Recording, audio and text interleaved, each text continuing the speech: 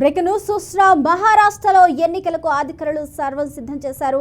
మరికాసేపట్లో ఎన్నికల పోలింగ్ ప్రక్రియ ప్రారంభం కానుంది.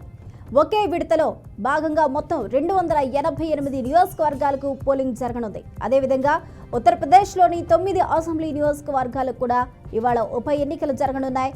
23వ తేదీన కౌంటింగ్ జరగనుంది.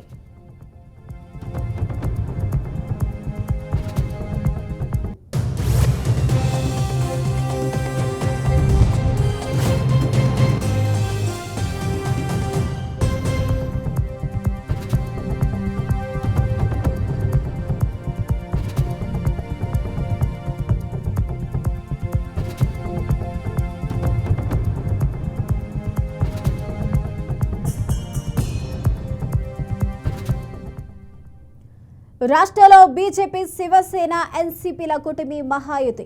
కాంగ్రెస్, శివసేన, ఎన్సీపీ, ఎస్పీల కూటమి మహావికాస్ అఘాడీల మధ్య పోటీ సాగుతుంది. మహాయుతిలోని భాజపా 149, శివసేన 81, ఎన్సీపీ 59 స్థానాల్లో పోటీ చేస్తూ ఉన్నాయి.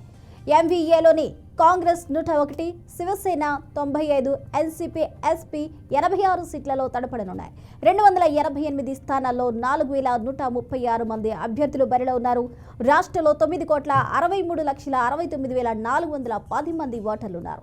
ఇందులో 69,23,119 మంది కొత్త ఓటర్లు ఉన్నారని అధికారులు వెల్లడించారు. ఇక రాష్ట్ర వ్యాప్తంగా 1,186 పోలింగ్ బూత్లను ఏర్పాటు చేశారు.